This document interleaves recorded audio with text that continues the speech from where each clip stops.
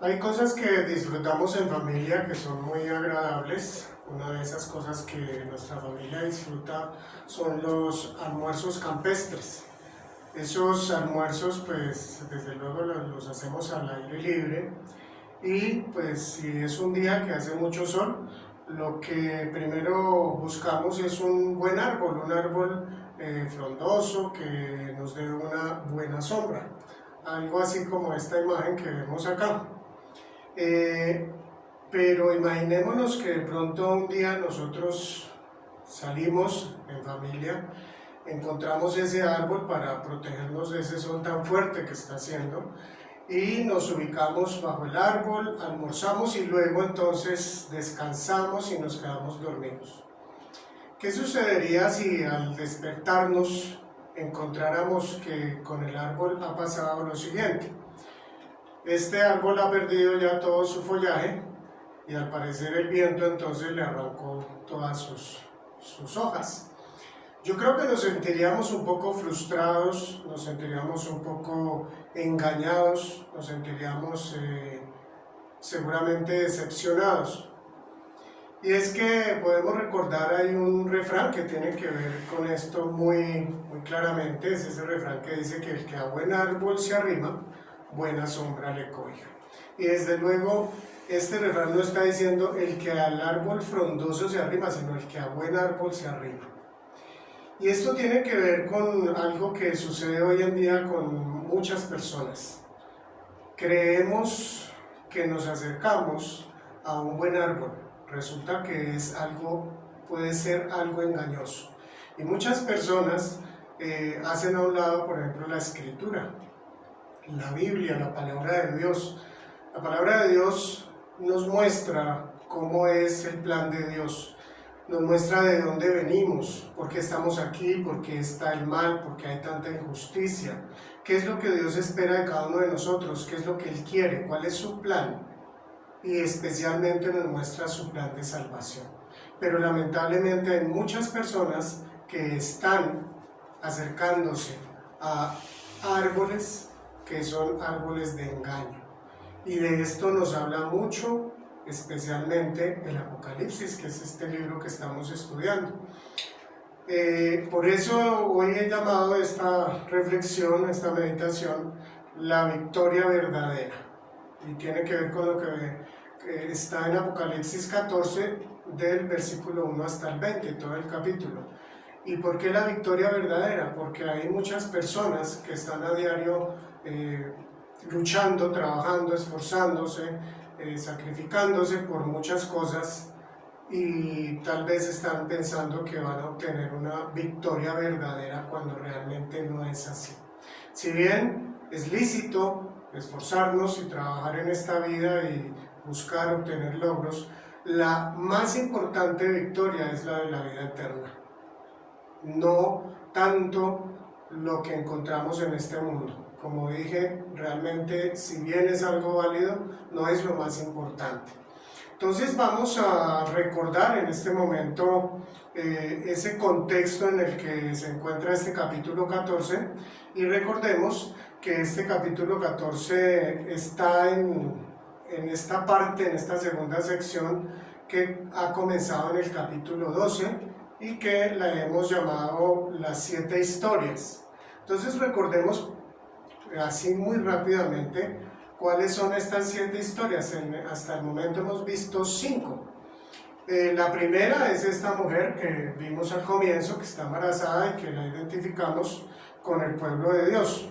La segunda, podríamos decir, la segunda historia corresponde al hijo de esta mujer, que es Jesús, que también lo identificamos, quien va posteriormente al cielo.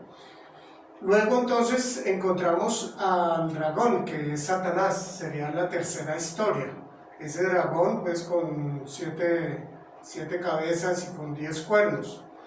Luego entonces, que vimos ya en el siguiente capítulo, en el capítulo 13, encontramos esta bestia que sale del mar. Y esta bestia entonces tiene algunas similitudes con el Satanás, con el dragón, el personaje anterior. Y por último, en este capítulo 13 encontramos al falso profeta. Esta es entonces la quinta historia, que vemos entonces 5, está faltando únicamente 2, que hoy vamos a encontrar. Recordemos algo de estos últimos personajes, especialmente pues de estas 2 últimas bestias que aparecieron en el capítulo 13. De esa primera bestia que sale del mar, entonces encontramos que tiene una autoridad que ha sido delegada por Satanás, y esta bestia blasfema contra Dios, y además dice que hace guerra contra los santos y los vence, y en esto podríamos desde luego interpretar que los mata, pero dice también que ha recibido entonces autoridad sobre todo el mundo.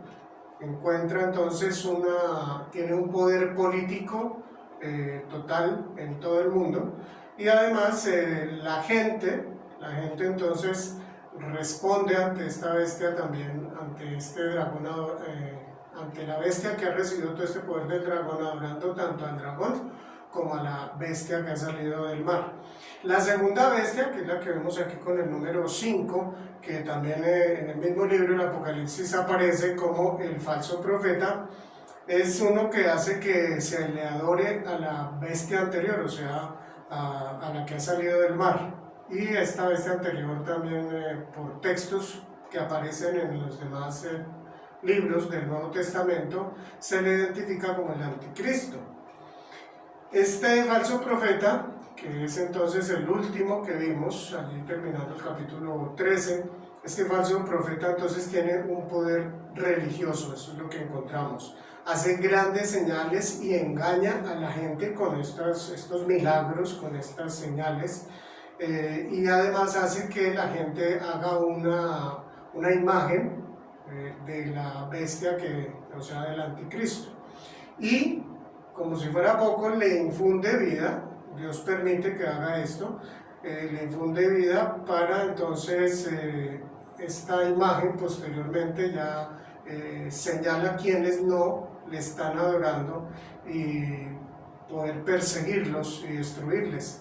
Entonces, de esta manera hace que la gente admire pues más a esta primera bestia y también al dragón. Y encontramos también que el falso profeta hace que la gente reciba una marca, dice bien, o en la frente o en la mano derecha. Y esa marca tiene que ver que es el nombre o el número del nombre, y ese número que identifica es el 666. Y termina pues hablándonos que sin esta marca la gente que no tiene esta marca no puede comprar ni vender. Es decir, que de alguna manera es otra forma de persecución y de opresión ante los que no se han unido a ella, a esta bestia. Entonces, pues bien importante tener presente todo este contexto para entonces pasar ya al texto que hoy vamos a ver. Y esta primera parte la he llamado el coro de los 144.000 sellados. Este texto entonces dice así, va desde el verso 1 hasta el 5 y dice así: Luego miré y apareció el Cordero, estaba de pie sobre el monte Sión, en compañía de 144.000 personas que llevaban escrito en la frente el nombre del Cordero y de su Padre. Oí un sonido que venía del cielo como el estruendo de una catarata y el retumbar de un gran trueno. El sonido se parecía al de músicos que tañen sus arpas. Y cantaban un himno nuevo delante del trono y delante de los 4 seres vivientes y de los ancianos. Bueno, recordemos entonces aquí en este primer versículo ya está el Cordero, nuevamente entonces aparece este personaje que ya había aparecido entonces en el capítulo 12, y entonces con el Cordero aparecen 144.000.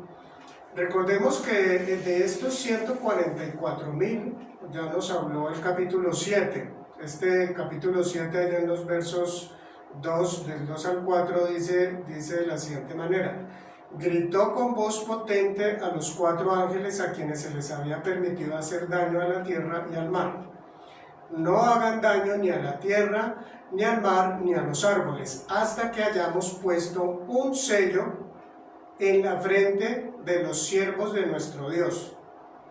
Y oí el número de los que fueron sellados: 144.000 de todas las tribus de Israel. Esos 144.000 enseguida nos dice que son 12.000 y nos señala cada una de las tribus a las cuales pertenecen entonces estos 144.000. Miremos que aquí pues llama la atención que hay un contraste con respecto a lo que aparece en el capítulo anterior. ¿Por qué un contraste? Porque aquí aparecen también unos que están sellados, ¿cierto? Que son los 144.000. Ellos entonces están sellados, pero no como la bestia. Desde luego dice aquí que tienen el nombre del Cordero y del Padre del Cordero. Aparecen entonces estos nombres en sus frentes. Aquí entonces encontramos estos 144.000 no están adorando a la bestia, no han seguido al falso profeta, sino que al contrario están siendo fieles al Cordero, están siendo fieles a Dios y le están adorando al Cordero, y no como la multitud del capítulo anterior que está adorando a Satanás y al falso profeta, bueno, más exactamente a la segunda bestia, al anticristo. Entonces recordemos que cuando vimos allí en el capítulo 7 estos 144.000, no hay mucha información, nos habla pues de este número de personas y a qué tribus correspondían y las cantidades, pero no nos aporta en ese capítulo nada más. Aquí encontramos más información, y a esto es a lo que se refiere la escuela idealista, y que tiene mucho sentido, y es que en el libro del Apocalipsis no encontramos una historia que sea, pudiéramos decir, lineal, cronológica, en orden. No, va entonces mostrando en forma repetida en diferentes partes aspectos de distintos temas. Entonces en este caso nos está hablando algo más de estos 144.000. Y pues tengamos presente que ellos aparecieron en el capítulo 7 y aquí estamos ya en el capítulo 14. No habían vuelto a aparecer, no se había encontrado referencia en estos 7 capítulos siguientes. También recordemos que se ha interpretado, algunos han interpretado que estos 144.000 no se refiere exactamente a que sean de las tribus de Israel, sino que corresponde, simboliza a todo el pueblo de Dios. Entonces, pues es otra interpretación, pero de pronto nos pudiera impactar una interpretación u otra y nos quedamos ahí, pero no es realmente lo que es más importante. Es muy importante ver cuáles son los principios que nos dice a cada uno de nosotros este grupo de 144.000. Miremos entonces, ahí en el verso 2 dice que oyó un sonido que venía del cielo y que entonces es como un estruendo de una catarata, y entonces se oye como un gran trueno. Pareciera algo muy fuerte esta alabanza, pero también dice que ese sonido parecía que fuera de músicos que tocaran sus arpas. Y la música, el arpa se utiliza en el pueblo de Israel para celebraciones de alegría. Entonces podemos entender que esta alabanza, este himno que cantan, es un himno alegre de gratitud, ¿cierto? Y terminando allí está esta primera parte que leímos, entonces nos dice que cantan un himno que es nuevo, es un himno que pues es bien especial porque es nuevo, nadie lo conoce, y también nos nombra aquí que ellos están delante de otros personajes que hace rato no los habíamos vuelto a ver, que son los 4 seres vivientes y los ancianos. Recordemos que son los 24 ancianos los que aparecen. Miremos la siguiente imagen. Y allí entonces podemos imaginarnos esta situación, pues lo mismo como les he dicho en otras ocasiones, así es como lo ha plasmado pues el ilustrador, como lo ha entendido, como lo ha imaginado, y podemos ver entonces hacia el centro, en la parte superior, que allí se encuentra Dios, están los 4 seres vivientes, que son los que tienen alas en amarillo, y alrededor, la primera parte, serían los 24 ancianos.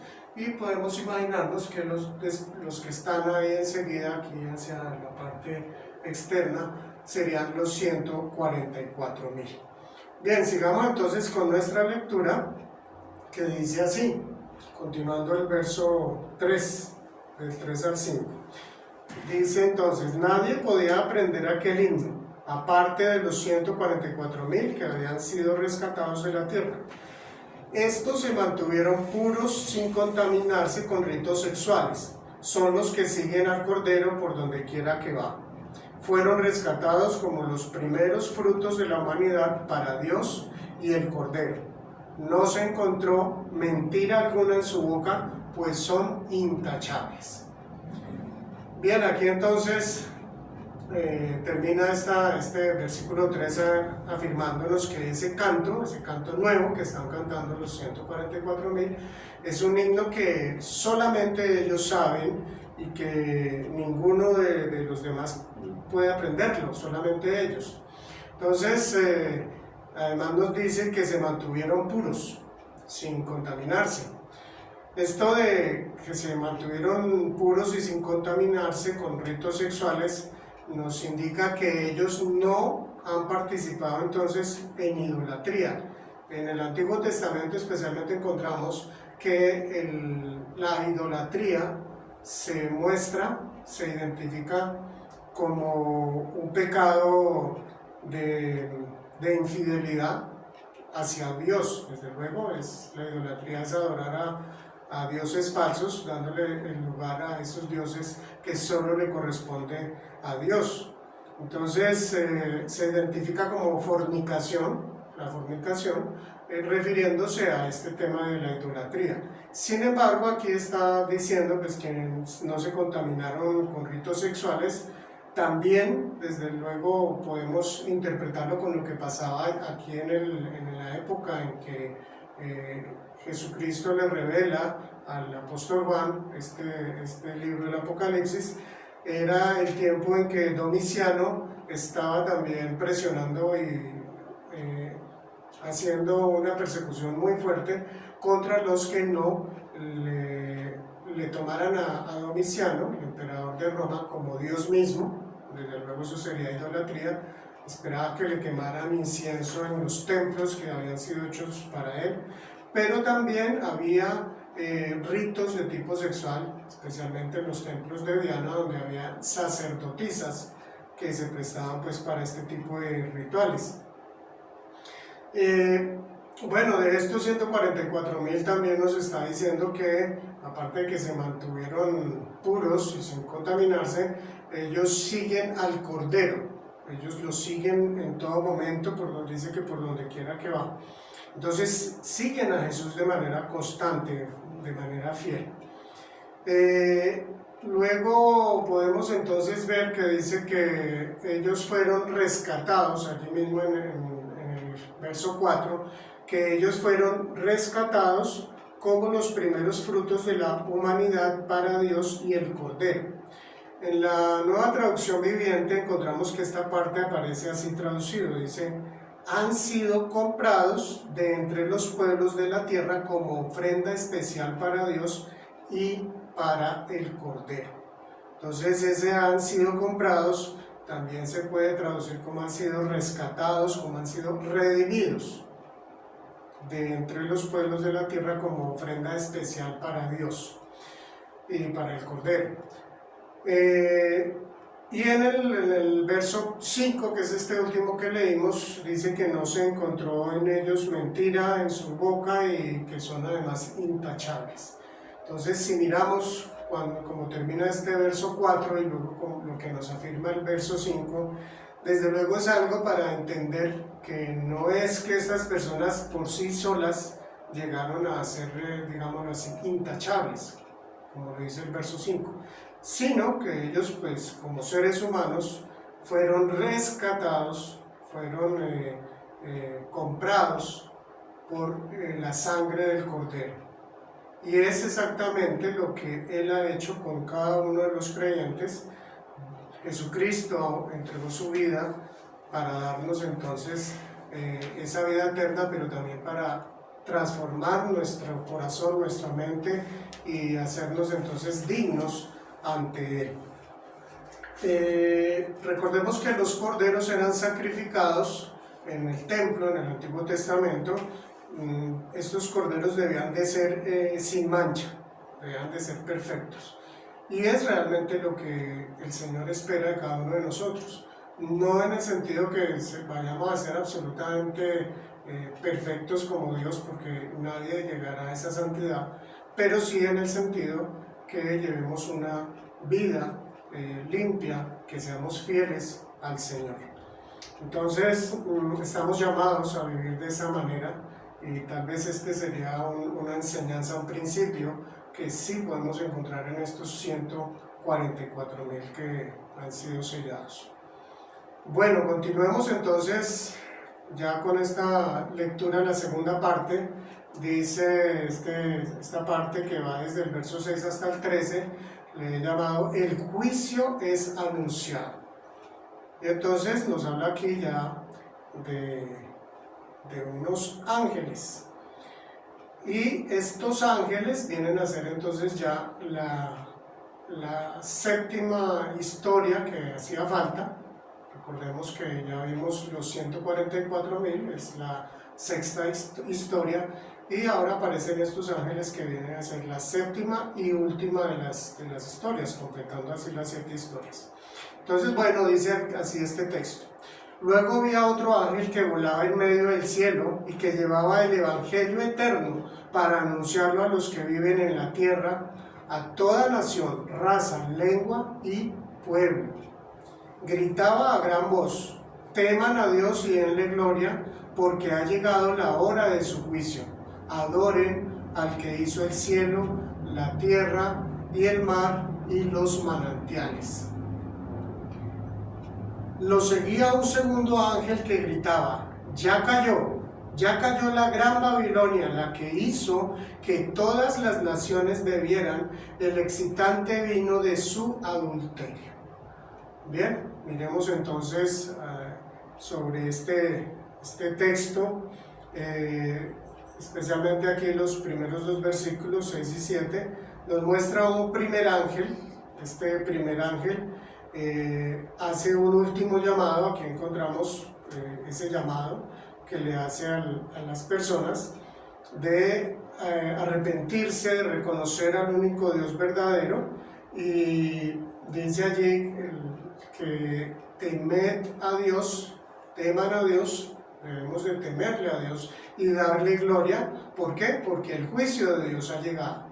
Aquí otra vez encontramos este tema del juicio, y es un tema que se ha repetido en otras partes del Apocalipsis, y aquí no está terminando, y volvemos entonces aquí a encontrar y entendemos un tema que es cíclico, que lo repite y que va agregando mayor información sobre este tema en particular. Ya es el juicio, ¿no? Entonces el llamado es a reconocer a Dios, a que estas personas que aún no lo han hecho le adoren y reconozcan que Él es el Dios del cielo, de la tierra, porque Él creó todo lo que existe, el mar y los manantiales. Y muy especial la forma como dice allí en el verso 6, que llevaba el evangelio eterno. El evangelio es un mensaje que no va a tener un tiempo en el que ya no tenga ningún propósito. El evangelio es para toda la eternidad. Así que no solo es para todo el mundo, sino además el evangelio es para siempre. Y en el verso 8 entonces ya aparece otro ángel, un segundo ángel, y dice que cayó Babilonia. Y nuevamente encontramos aquí algo que nos lleva a esto de las narraciones en forma circular, pudiéramos decirlo así, porque aquí nos habla por primera vez de la Gran Babilonia. Esta Gran Babilonia va a seguir apareciendo, vuelve a aparecer, estamos en el capítulo 14, va a aparecer ya terminando el capítulo 16, cuando empieza a hablar de las copas de la ira de Dios, en este caso la séptima copa, y luego aparece ya el capítulo 17, y en el 18 vamos a encontrar pues la caída de la Gran Babilonia. Sin embargo, aquí estamos en el capítulo 14 y ya nos está anunciando este ángel que ya cayó, y vienen otras historias más adelante, otra información con respecto a la Gran Babilonia, pero por el momento pues ya nos está diciendo que esta Gran Babilonia hizo que todas las naciones bebieran de ese vino, dice, naciones bebieran el excitante vino de su adulterio. Recordemos el tema del adulterio, que ya lo expliqué, tiene que ver con esa idolatría, rendirle culto a dioses falsos, y en este caso desde luego la humanidad ha estado, de acuerdo a lo que vimos en el capítulo anterior, en el 12, ha estado rindiéndole culto a Satanás, a la bestia, al anticristo, y desde luego pues ellos no merecen absolutamente ninguno de esos reconocimientos. Entonces miremos aquí esta imagen que nos puede ilustrar pues cómo sería seguramente ese primer ángel que lleva ese evangelio eterno, ¿cierto? Y que le habla con fuerte voz. Ahora, ¿será esto algo que toda la humanidad va a verlo?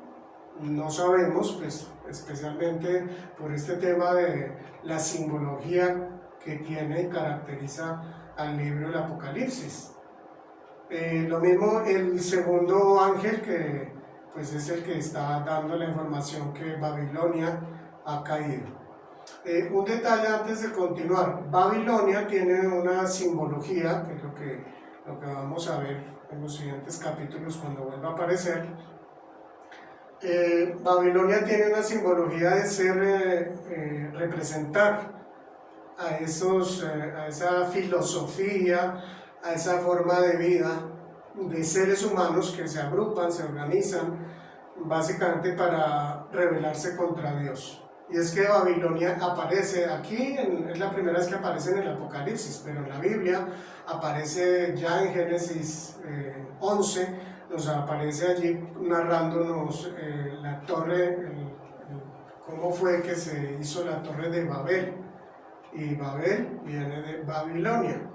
Entonces ahí ya comienza a verse ese grupo de personas que se unió para rebelarse a Dios, para seguir sus propios preceptos, sus propias decisiones, y no lo que Dios ya les había dicho. Ellos querían hacer con esa torre, hacerse famosos, y como dice allí en Génesis, ellos buscaban tocar el cielo, pues acercarse casi al nivel de Dios.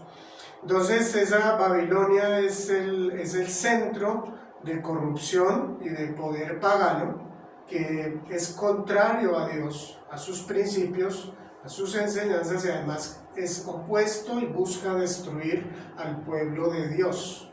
Esa es Babilonia. Entonces, importante tener esto presente, porque cuando los primeros creyentes leyeron este libro de Apocalipsis, al leer Babilonia ellos entendían perfectamente a qué era lo que se estaba refiriendo. A nosotros pues desde luego nos cuesta un poco más, que no pertenecemos a esa cultura de ese tiempo. Bueno, entonces prosigamos la lectura ya para avanzar con esta segunda parte del juicio anunciado. Sigue entonces el anuncio, dice el verso 9: los seguía un tercer ángel que clamaba a grandes voces: si alguien adora a la bestia y a su imagen y se deja poner en la frente o en la mano la marca de la bestia, beberá también el vino del furor de Dios, que en la copa de su ira está puro, no diluido. Será atormentado con fuego y azufre en presencia de los santos ángeles y del Cordero. El humo de ese tormento sube por los siglos de los siglos. No habrá descanso ni de día ni de noche para el que adore a la bestia y su imagen, ni para quien se deje poner la marca de su nombre. Es uno de los pasajes tal vez más fuertes, más duros que uno encuentra hasta el momento en Apocalipsis, y es esto que dice el tercer ángel, está advirtiendo, está informando lo que va a suceder con los que adoran a la bestia, con los que se han unido a la bestia y han permitido ser sellados. Recordemos que el sello no es tanto una cuestión externa, sino es algo que indica con quién está alineada esa persona. Es una persona que piensa y que obra de acuerdo con las enseñanzas y la filosofía, digámoslo así, del anticristo, del falso profeta y desde luego de Satanás. Entonces, los que adoran a la bestia y han aceptado esa marca van a tener un sufrimiento eterno, porque dice que no para, que no habrá descanso ni de día ni de noche. Entonces va a ser un sufrimiento terrible, sin descanso. Bien, pasemos entonces ahora a la última parte de esta segunda parte, de los últimos dos textos.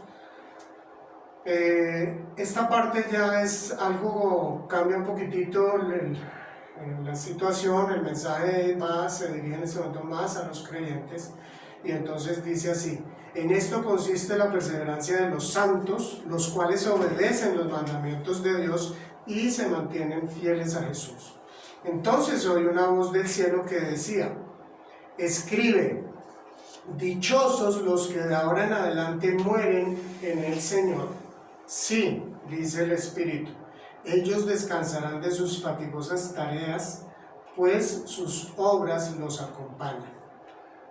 Bien, tengamos aquí presente, esto es algo que va dirigido a los creyentes, es decir, a cada uno de nosotros, y está aclarando, está diciendo, en esto consiste lo que es la perseverancia de los creyentes, de los santos, de los que han nacido de nuevo. Entonces, ¿cuál es esa perseverancia? Dice, obedecen los mandamientos de Dios y se mantienen fieles a Jesús. A eso estamos llamados nosotros, a mantenernos entonces fieles a Jesús, a obedecer los mandamientos de Dios, a tener entonces esa cercanía con Dios, a desarrollar esa vida de santidad.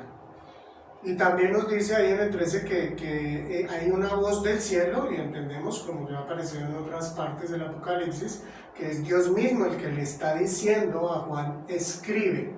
Le dice, como más o menos pudiéramos interpretarlo, no vayas a pasar esto por alto, porque esto es importante, porque esto es necesario que lo conozcan todos los hijos míos, todos los que vendrán a escuchar, a leer, a conocer este libro del Apocalipsis.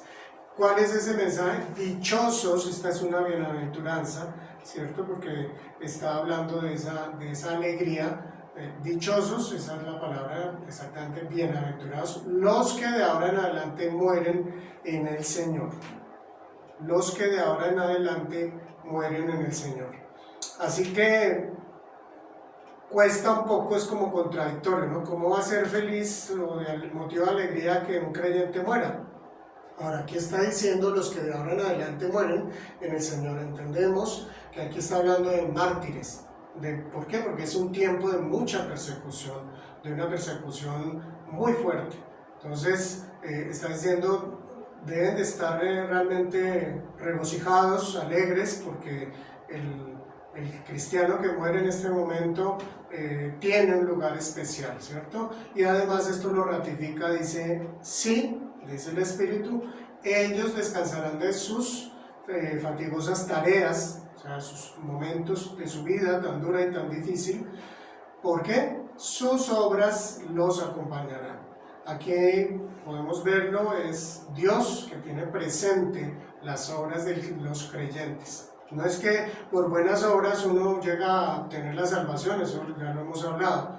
El creyente, por ese cambio de vida, por esa gratitud y ese amor a Dios, y ese haber nacido de nuevo y por tener el Espíritu Santo, lleva de una manera más natural el hecho de hacer buenas obras, en el sentido de hacer unas obras que le agradan a Dios. Y estas obras Dios no las va a tener en el olvido, Dios las va a tener presente incluso allí en la eternidad. Bien, entonces ya pasamos a la tercera y última parte de este capítulo 14, va desde el verso 14 hasta el 20, y se ha llamado Se inicia el juicio final. Aquí ya entra esta parte a hablarnos de una manera un poquitito más específica, de esa manera más en detalle sobre el juicio. Y vamos a encontrar dos aspectos. Son como esta primera parte que dice la cosecha de los granos. Son estos 3 primeros versículos, del 14 al 16, la cosecha de los granos. ¿Por qué? Porque luego vamos a encontrar una segunda cosecha, y entonces es interesante conocer esto que nos está hablando el Apocalipsis. Dice así: miré y apareció una nube blanca sobre la cual estaba sentado alguien semejante al Hijo del Hombre. En la cabeza tenía una corona de oro y en la mano una hoz afilada. Entonces salió del templo otro ángel y le gritó al que estaba sentado en la nube: mete la hoz y recoge la cosecha, ya es tiempo de cegar, pues la cosecha de la tierra está madura. 16 dice así: así que el que estaba sentado sobre la nube pasó la hoz y la tierra fue cegada. Bien, entonces en esta primera parte de esta tercera y última que trata sobre el juicio final, entonces habla de una cosecha y se entiende pues que son granos. Es la primera cosecha, y dice que apareció allí alguien semejante al Hijo del Hombre. Y esta parte de semejante al Hijo del Hombre ya había aparecido en el capítulo 1 de Apocalipsis, en el verso 13, donde Jesús es identificado de esta manera. Dice así: en medio de los candelabros estaba alguien semejante al Hijo del Hombre, vestido con una túnica que le llegaba hasta los pies y ceñido con una banda de oro a la altura del pecho. Esto aparece allí en el capítulo 1, recién está comenzando el libro del Apocalipsis, y se está refiriendo, todos recordamos ya esta parte que la vimos, es Jesús, quien además Jesús mismo en su vida aquí en la tierra, durante su ministerio público, podemos encontrarlo en los evangelios, el título que más veces, el título mesiánico que más veces utilizó para él, refiriéndose a él mismo, fue el Hijo del Hombre. Lo encontramos pues muchas veces. Y recordemos de dónde proviene este término. Proviene del libro de Daniel, allí en el Antiguo Testamento, en el capítulo 7, y pues nos da también claridad sobre lo que significa y lo que tiene que ver el hecho de ser el Mesías. Dice así, versos 13 y 14 de Daniel 7, dice: miraba yo en la visión de la noche y vi que con las nubes del cielo venía uno como un hijo de hombre. Vino hasta el anciano de días y lo hicieron acercarse delante de él, y le fue dado dominio, gloria y reino, para que todos los pueblos, naciones y lenguas lo sirvieran. Su dominio es dominio eterno, que nunca pasará, y su reino es uno que nunca será destruido. Ese fue el término que Jesús utilizó, el de el Hijo del Hombre. Así que aquí, empezando ya esta última parte de la lectura, encontramos esta identificación de quién es el que está allí sentado, el que está sobre esa nube blanca. ¿Quién es? Es Jesús. Y nos dice dos aspectos: que tiene en la cabeza una corona, pero también nos dice que en la mano tiene una hoz afilada. Eso nos muestra esta primera parte. Les invito a ver esta imagen, una imagen bastante diciente. De pronto ustedes ya detectan pues que se trata de esto que acabamos de leer, pero sí hay un detalle que no aparece ahí.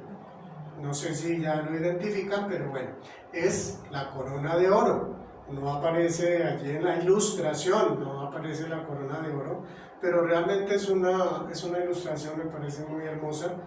Y esta corona que nos habla pues al comienzo, nos está hablando de realeza, de autoridad. Jesús, ¿quién es Jesús? Dios mismo, Él es el dueño de la creación.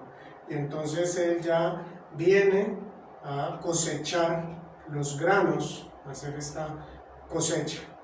Lleva en la mano esa hoz afilada. Recordemos que esa hoz es para cegar, o sea, para cosechar, es lo mismo. Y este primer ángel, perdón, este ángel pues dice que sale según el verso 15, salió del templo. Y dice que ese ángel que sale del templo le grita a otro, le dice al ángel, a Jesús, al que se parece al Hijo de Hombre. Entonces le da esa instrucción de que ya debe meter la hoz, y entendemos que ese ángel que sale del templo pues es enviado por el Padre para darle esa instrucción a Jesús, que ya debe entonces meter la hoz y recoger la cosecha, porque esa cosecha ya está madura. Y inmediatamente en el verso 16 nos dice pues que Jesús procede a cegar o a cosechar esos granos. Algunos han interpretado que esta parte, pues como es una primera cosecha, se refiere a ese arrebatamiento que nos habla la Biblia, el arrebatamiento de la iglesia. Es interpretación también, y pues como ya lo hemos dicho, lo más importante de todo es que haya un aprendizaje, una enseñanza para cada uno de nosotros. Entonces vamos a pasar ya a la siguiente cosecha, que es la del versos 17 hasta el 20. Dice así: del templo que está en el cielo salió otro ángel que también llevaba una hoz afilada. Del altar salió otro ángel que tenía autoridad sobre el fuego y le gritó al que llevaba la hoz afilada: mete tu hoz y corta los racimos del viñedo de la tierra, porque sus uvas ya están maduras. El ángel pasó la hoz sobre la tierra, recogió las uvas y las echó en el gran lagar de la ira de Dios.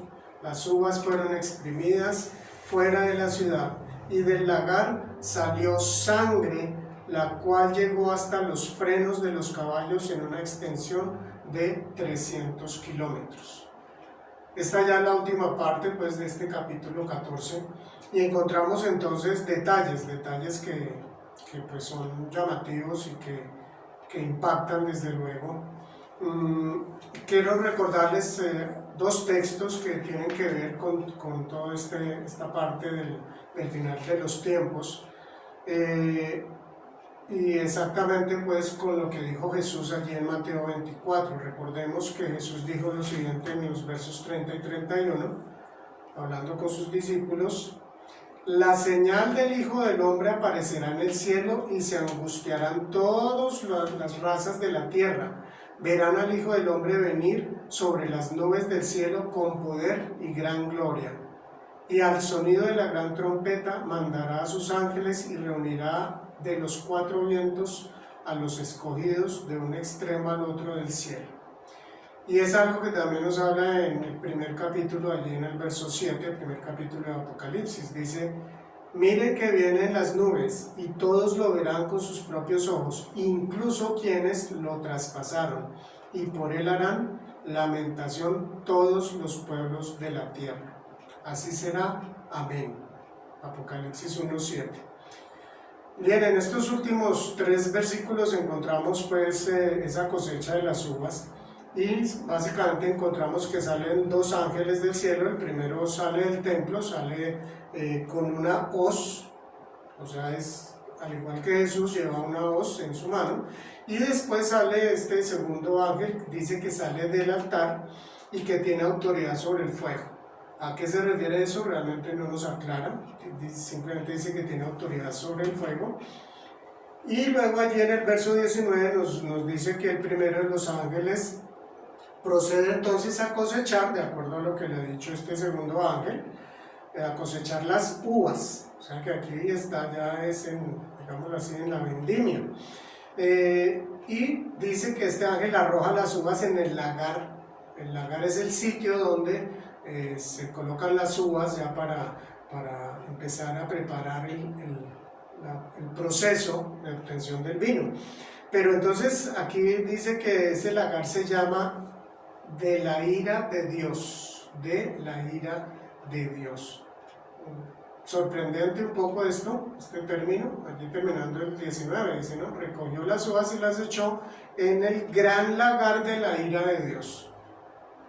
Pues muy importante tener presente, porque a veces hablamos solamente del amor de Dios y el perdón, y Dios es, pues, algunas personas llegan a entenderlo como que ese Dios bonachón, todo lo perdona y pues todo va a pasar sin ningún problema. Al final pues Él nos va a perdonar a todos, Él es pues buena gente, Él es buena papa, en fin, hay muchas formas de entender que están equivocadas y que no hace realmente justicia con lo que nos muestra la palabra de Dios. Dios es amoroso, perdonador, misericordioso, pero también es justo. Dios es justo y esta parte es algo que debemos de tener presente. ¿Eso qué quiere decir? Que Dios es justo, pues que Él va a hacer justicia y la va a hacer perfecta porque Él es perfecto en todos sus atributos. Este tema del lagar, quiero invitarles a ver la siguiente imagen que nos muestra entonces cómo es un lagar en la época que fue escrito este libro del Apocalipsis. Pues hay una persona que va colocando los racimos de uvas y otras personas previamente se han limpiado muy bien sus pies, descalzos, se meten a este lugar y empiezan a pisotear las uvas y va saliendo entonces el líquido, el jugo, el zumo, va saliendo aquí a esta parte. ¿Qué es impactante entonces? Pues al entender cómo es un lagar, que diga que del lagar, terminando este verso 20, y el capítulo 14 dice, del lagar salió sangre, la cual llegó hasta los frenos de los caballos en una extensión de 300 kilómetros. El freno de los caballos, pudiéramos decir, más o menos a una altura de un metro, según desde luego el tamaño del caballo, metro y medio. Pero dice que más o menos una extensión de 300 kilómetros. 300 kilómetros es la distancia que hay de Bogotá a Cali. Así que es una distancia muy grande y bastante profundo, de acuerdo a lo que aquí está diciendo. Es algo, yo diría, escalofriante esto que está diciendo la palabra allí terminando este capítulo. Tengamos presente que hay textos bíblicos en el Antiguo Testamento que nos hablan sobre el hecho de cosechar. Se refiere al juicio de Dios. Ya en textos como en Isaías 63, 2 al 4 o otros textos pues de allí mismo de Isaías, específicamente nos habla de las uvas que son pisoteadas en el momento en que Dios está haciendo justicia. Les invito a que lean Isaías 63, 2 al 4, allí van a encontrar pues este pasaje. Y uno más corto, Romanos 12, 9, dice así, nos está hablando a los creyentes y tiene que ver con esto de la justicia de Dios. Dice, ustedes no deben de tomar venganza, hermanos míos, no tomen venganza, sino dejen el castigo en las manos de Dios, porque está escrito, mía es la venganza, yo pagaré, dice el Señor. Así que como creyentes estamos llamados a dejar que sea Dios el que haga la justicia. Nosotros no debemos tomar la justicia por nuestra mano. Pero es muy interesante aquí que nos está recalcando algo que Dios mismo lo ha dicho. Él es el que va a hacer justicia sobre la tierra y específicamente sobre su pueblo, sobre sus hijos. Es lo que está entonces hablándonos aquí en Romanos 12:2. Bueno, recordemos esta imagen pues, que vimos al comienzo. Es lamentable ver cuántas personas están siendo engañadas, y de acuerdo a lo que hemos visto aquí en estos últimos 2 capítulos del Apocalipsis, mucha gente va a ser engañada, y especialmente pues está siendo engañada por Satanás, y luego pues con este anticristo que va a tener ese poder político tan grande, y también ayudado por el falso profeta. Está siempre, por eso Jesús le llamó el engañador, Satanás engañando a la gente. ¿Con qué propósito? Con que sean destruidos, con que vayan pues a la perdición eterna. Qué bueno y qué importante nosotros compartir el mensaje del Evangelio, porque es el único camino para evitar esa condenación eterna. Quiero entonces invitarles ya a estas conclusiones para ir terminando. La primera conclusión dice: estamos llamados a perseverar hasta el fin, con vidas íntegras y manteniendo la fe en Jesús. Entonces, como creyentes, ese es nuestro llamado. La invitación en este momento y con esta conclusión es: cuidemos esa relación que tenemos con el Señor y seamos perseverantes. ¿Hasta cuándo? Hasta que el Señor nos llame o hasta cuando Él venga. Bien, en la segunda conclusión dice: Dios es muy paciente, pero el tiempo de la gracia llegará a su fin y Jesús regresará a juzgar el mundo. Jesús prometió venir nuevamente, pero ya va a venir en poder, y vamos a verlo más claramente ahora que sigamos en nuestro estudio de Apocalipsis. Ese tiempo de paciencia que Dios ha tenido durante mucho tiempo, un día va a llegar al final. Ese tiempo de la gracia en el que Dios le da espacio a la humanidad para que se arrepienta, para que se reconcilie con Él, para que reconozca a Jesucristo como el Señor y Salvador. El Señor va a llegar a un momento en que va a terminar y va a decir: hasta aquí llega mi paciencia, y viene entonces el Mesías ya en poder para juzgar al mundo. Tercera conclusión: Dios es Dios de amor, pero también de justicia. Por lo tanto, juzgará y condenará a todos los malvados.